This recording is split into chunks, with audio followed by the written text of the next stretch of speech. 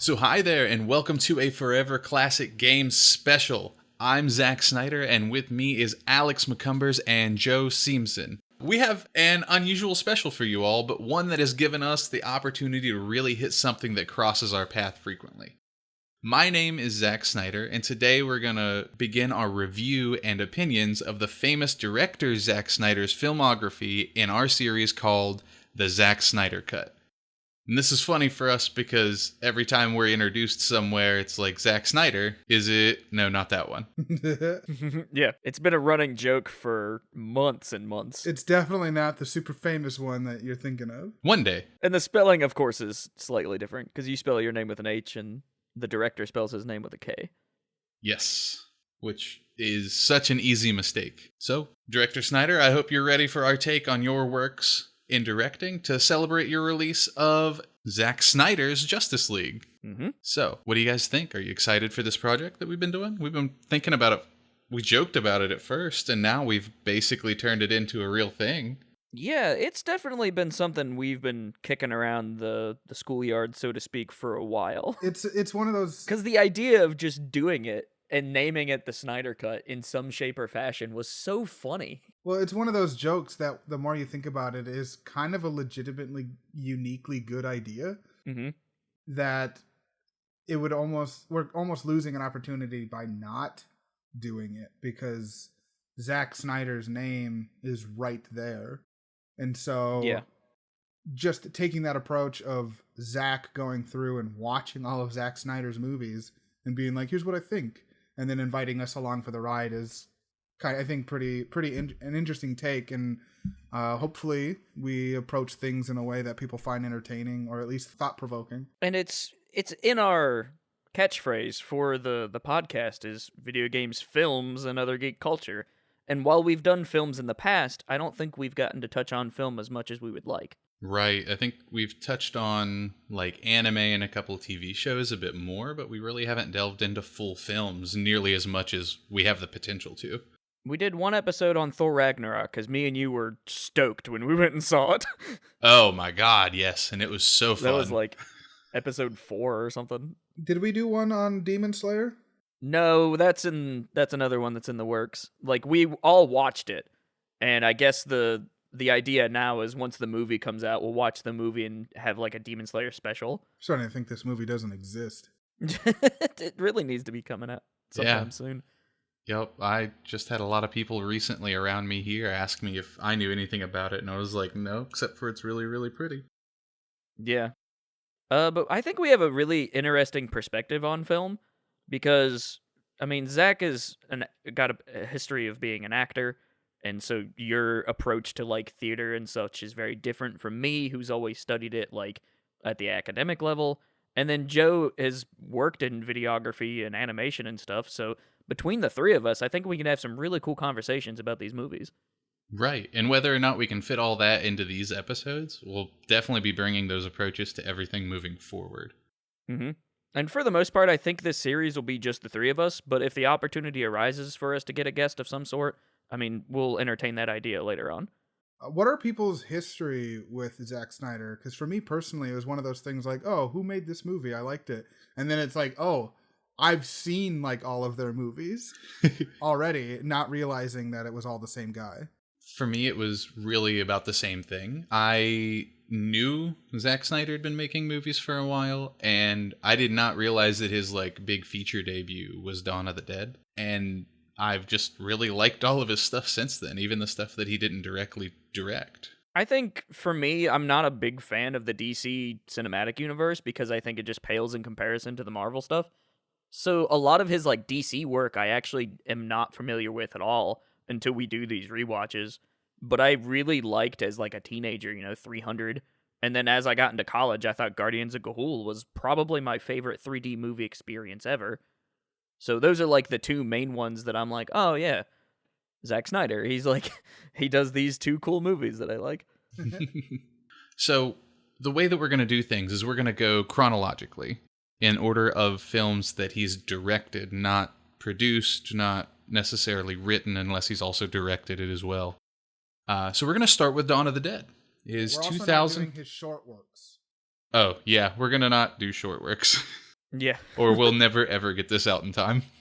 Because prior to Dawn of the Dead, he had done like some music videos, some video shorts and things, dating all the way back to 1989.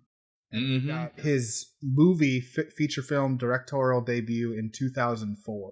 He did like a music video for ZZ Top, like just like some like opportunities to do things, and then suddenly it's like this big zombie movie, which I love. I'm a huge zombie whatever fan.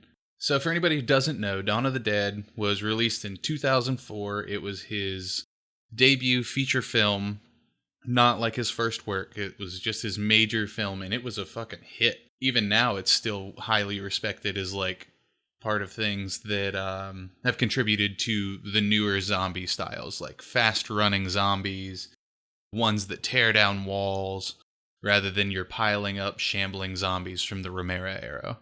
I think that this movie really kind of led the charge in the 2000s era zombie genre, and that's where we got things that were a little more edgier, a lot gorier. Some of the like character work was a little better, because around this time, we had movies like Resident Evil come into popularity, and I think Dawn of the Dead really kind of led that idea. I agree. And to me, I feel like whether or not it's true, because I haven't like done super research into this part, is I think it had a huge influence on games like Left 4 Dead, which I adore. Mm-hmm. And I think without this view and approach on it, we would not have had those things. Maybe not then, which they fit perfectly for the time that they came out, and they're still really popular now. But we may have gotten them later, we may not have gotten them at all. So I just love that it spread this lore and this kind of thing everywhere else. Yeah. Well, with the Left 4 Dead comment, it's interesting because that entire game, or both of them, are completely inspired by zombie movies, and even has a system in it called the director's chair, where the software is reading player behavior and introducing things to keep things exciting or interesting. So if players are sticking around and looting a bunch, let's just send in a swarm to break it up. Or if they're rushing too fast, let's send in a tank to slow them down. So it's like, it's interesting that, thinking about this in terms of movies, the director's chair, and now looking at Dawn of the Dead, the movie that might have inspired that feature. That's really cool. That's like super meta. Yeah, that's a lot of meta, and I really, really, really enjoy it because I forgot about that feature. Yeah, that's why the no single playthrough of Left 4 Dead chapters feel the same, is because it's got this system built into it where it's reading player behavior and trying to introduce things to keep things moving. And the zombie craze in video games definitely kind of owes something to Dawn of the Dead, because like we're saying, Dawn of the Dead helped create Left 4 Dead, and then from there we got so many like zombie games, especially on like Steam and stuff. Yeah, there's so many out there, and I love so many versions of them. I even play a really old, really blocky version of a game called Unturned, and it's just like almost looks like Minecraft zombies. It's really silly. That's the one that gets asset flipped all the time, or at least it was for a while. Yes. Because it's built with like a basic Unity package, and so people were just like not even changing things, just make a different menu or whatever and throwing it on Steam for $4. It created a lot of trash on Steam for a while. I think that's mostly died down, but there's still a lot of junk on Steam. There is still a lot of junk on Steam. But that's Dawn of the Dead. That's some of the background and thoughts that we have on it. So what did you all think before actually watching Dawn of the Dead, from what you remember or not knowing anything about it before? Like before. Are you talking about taking originally or this recent rewatch? Both. Okay. So I think the thing that's like, I remembered pieces of this movie as I was rewatching it, but the one feature, I guess, that stands out the most is the zombie baby. Yeah. Like, that scene is it's super grotesque, and it's not something I had seen before in like a film prior to that. And I've always thought that like twisted pregnancies were really messed up. And so the fact that one scene like stuck out so much, I was like, oh yeah, this is the one with the zombie baby. So back in the day, the first time I watched it, I don't think I watched it until about 2010. A friend of mine was like, oh, have you seen this like zombie movie. It was like started all the zombie movies and tropes and things that we know of today. And I'm like, sure, I'm not a huge horror movie fan, but we watched it. And then with the rewatch, I for some reason had forgotten the name of that movie. So when we were looking at Dawn of the Dead, for some reason I thought it was the remake of Day of the Dead. And so when we were up until we were starting the movie and seeing the beginning, I was like thinking that it was a movie I've never seen. And then as soon as the movie actually started, I was like, oh yeah, this is the one with the zombie baby. Yeah. This is also a movie that like picks up immediately. Like it's kind of like The Last of Us almost, how you get like a brief moment of normal life and then shit hits the fan almost immediately. And then from there they're like running into the town and the town is like slowly caving in on itself. And I thought that was an interesting perspective. Yeah. It's like minutes. It's like the woman the character, she goes to work. She's a nurse. She goes home. They have some fun in the shower and then they go to bed. It's like 2-3 minutes. And then they wake up and then there's a zombie girl. Like that was the other thing too, is immediately they're facing a zombie child. Yeah, this movie does not hold back in the idea of like it's not just, grown men that become zombies. It's like children, elderly, the disabled, like anybody is victim to this virus, and we see that a lot in this film. All right, so then from there, what do you all think were some of the highs and lows of the film? Richard Cheese's rendition of Down with the Sickness. I loved that. It's so weird, but it's great. But I think my absolute favorite part of this movie is the moments when the zombies aren't a thing. So there's all these like tender moments almost where it's just a group of adults living out life, like mundane life inside a shopping mall. And so we see them like hitting golf balls into a horde of zombies or like playing tic-tac-toe or whatever.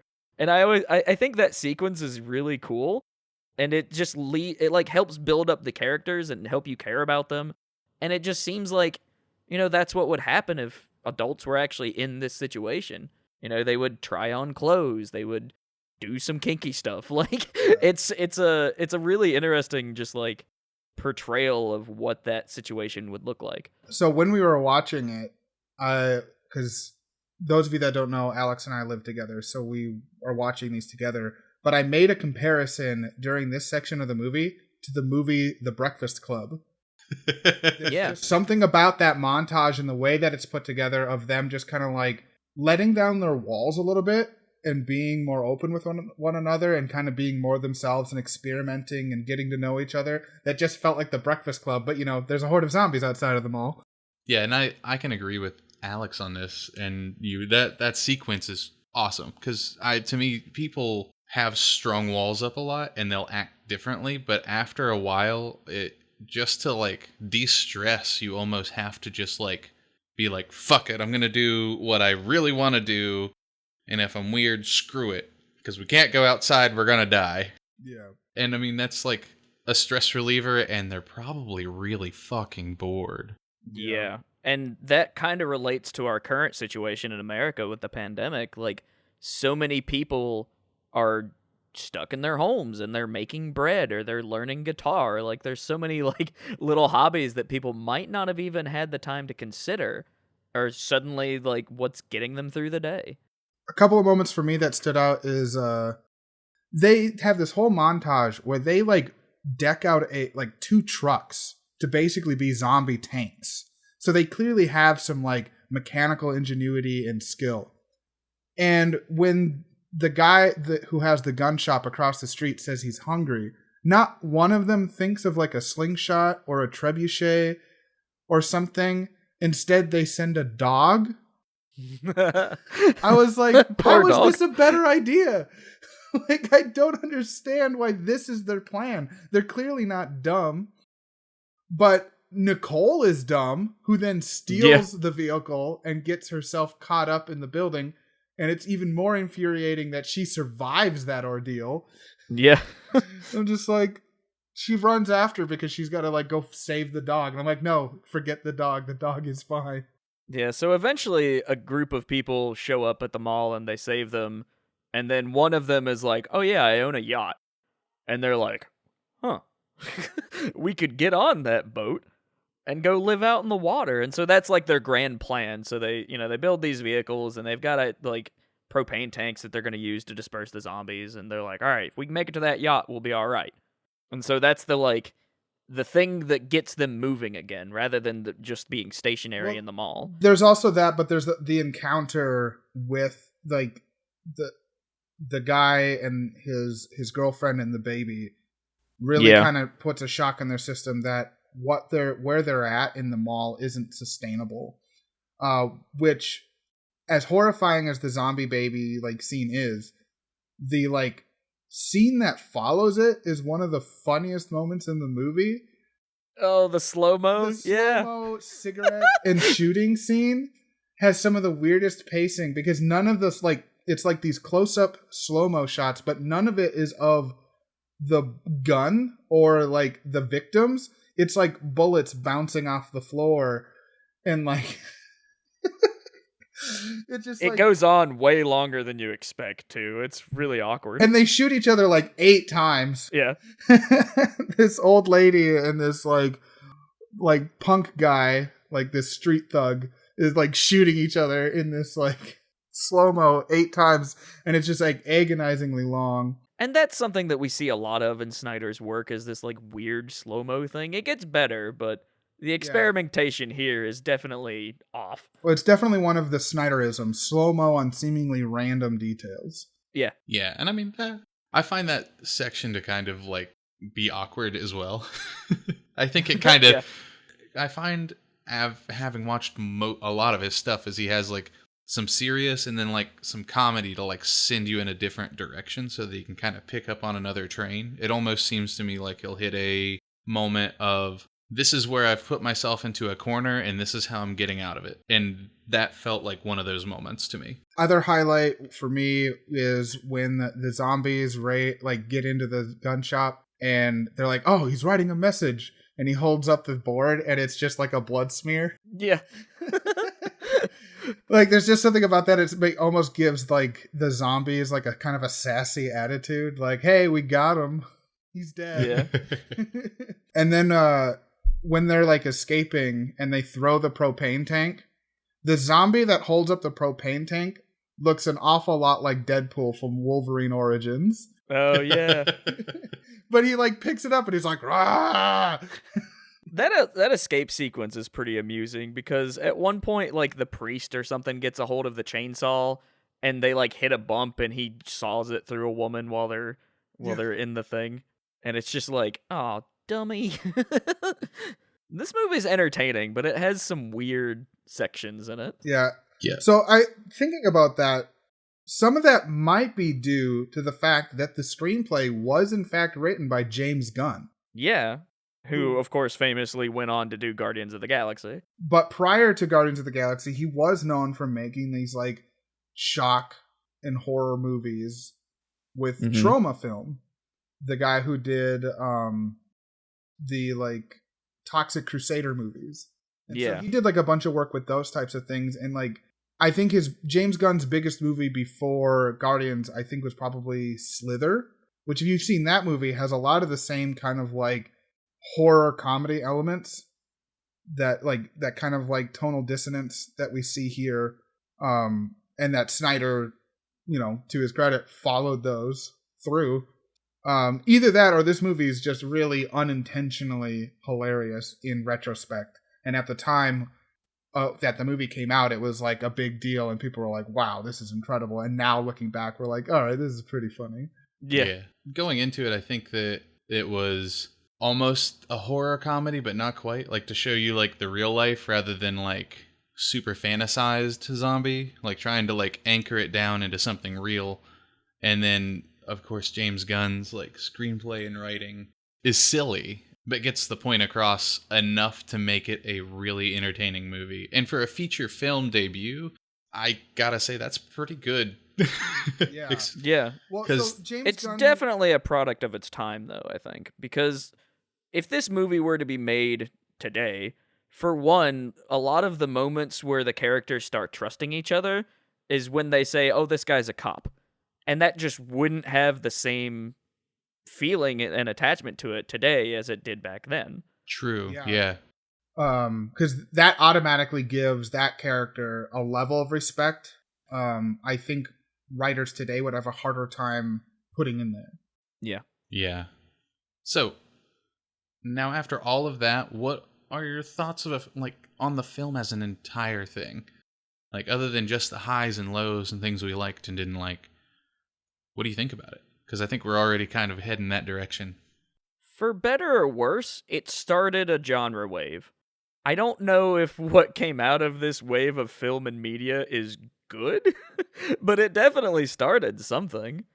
And so not only that, but it really skyrocketed Snyder's career because his next film definitely got a lot of attention back in the day.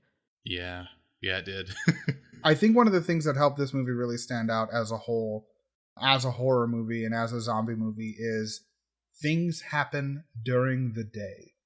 At this point, special effects and visual effects have advanced enough to be able to show those gory details without having to shroud them in darkness. And I think that adds to the impact of some of these scenes, is because you can see it all. Whereas before they'd have to shroud it in darkness and things would be scary because they were happening in the dark and your imagination is kind of taking over. And this is, everything's on display for you to see. And very few horror movies had done that. Very few visual effects were wide out in the open. Even later on. Yeah, like Avatar. Like Pacific Rim. Yeah. Avatar is one of the few movies that at that, up to that point, was one of the few movies where, the monster designs were brightly lit and on full display because of how dang good the VFX were. We're still kind of waiting for movies like the modern Godzilla renditions to take place in the day. Yeah. Yeah, or just not, having that grain of dark slapped over it to mask what's going on, to give it the creepy factor of, the 80s and early 90s. Right. But, I think, in a sense, and in a lot of movies, there's a safety that kind of comes with being during the day, and that you don't ever get that in this movie. It's just immediately, as soon as the film starts, these characters are in danger, and they don't leave danger even after the credits are done rolling, because there's that whole epilogue sequence. It enhances that point in the very beginning of the movie after they go to bed. There's a daunting sound effect when the clock flips over and the alarm, it's one of those flip clocks or whatever. And it flips over and that sound effect is weirdly enhanced and echoey. And I have written down here in my notes, daunting clock flip. Well, it's because it's the morning. The day starts and the world is ending. It enhances the fact that this is all happening during the day. Yeah. Yeah. Entertaining film, I think. But overall, it gets some weird situations. So, I don't know. It's probably not for everybody, even now. Yeah. Yeah. But for somebody that likes zombie films, it's one of those, if you were to lay out every quintessential zombie genre film, this would be in it, I think. Absolutely. This is a must-watch for zombie fans. Whether you're gonna like it or not, you can see where its roots and growth has spread. It's just awesome. It's a really good nexus of seeing the transition from one era of things to another. Yeah, because when was The Walking Dead started? Because it also owes a lot of influence About to this 4 film. or 5 years after this. 2010 is when the first episode came out of The Walking Dead. So about 6 years later. Yeah. And then there's also films like Train to Busan, which is a great zombie movie that people should check out if they like this. Yeah. Train to Busan was fantastic. I haven't watched the second one, but the first one was super, super good. Yeah. Is the second one out? I thought that was later this year. Maybe that's later this year. I just know that I haven't watched it. I put it in the back of my mind. I'd be more surprised if you said you'd had watched it and I was like, wait, it's out? True. I overall respect Dawn of the Dead's place in its genre and what it did for movies at the time and how it pushed things forward. But at the same time, I'm glad that I got it for free when I bought 2 other movies at a used game store, and they had a buy 2 get 1 free deal. Now it's just kind of movie that's going to be on my shelf for a while that I might watch again in another 8 years if my Blu-rays still work at that point. So, any final thoughts on director Snyder's debut film, Dawn of the Dead? I think it gets better from here. It's a powerful first entry. Yeah, that's true. Like it makes it's a really powerful first debut. Like this is the movie that he started on. That's kind of insane. Mm-hmm. And he was able to do quite a bit with little, because most of the movie actually doesn't even have zombies in it. Most of it's just some people hanging out in a mall. Yeah. And that allowed them to focus on the zombie parts and make those zombie parts better. And I think it shows his like ability to like prioritize. I agree with that. So my final thought on it would be that, yes, fantastic. I mean, he did it on a budget of something like 26 million and grossed 102 million out of it. So he made bank. Made 3 times what he put into it. It's a huge jump in, and he's never left. You know, he's still making stuff now. Granted, it's much more superhero than horror. But this idea he will return to with Army of the Dead in 2021, which recently got a release date. Yes, which I from the movie poster, I'm starting to get the same vibes as this, just less horror-y, maybe more horror comedy. Yeah, it's probably going to be pretty self-aware, if I had to guess. That would be my guess too. But we'll see that later this year. That's true. And then just he did a lot of good work with like seeing people in a crisis situation of zombies, which people were familiar with. But I think that at the time, and even today, it makes those like moments of humanism in a dire situation, which feels much more real, you know, after having spent a year inside for the pandemic, feel funny at the time. Versus now it's very much like a mirror to the face. Like, yeah, I'd be bored doing weird shit too. Yeah. And from one Zack Snyder to another, Dawn of the Dead, awesome movie to me. I'm a huge zombie fan, and this hits home with me. So keep it up. Let's see what you do later this year, next year. That's Dawn of the Dead. There we go. That's Dawn of the Dead.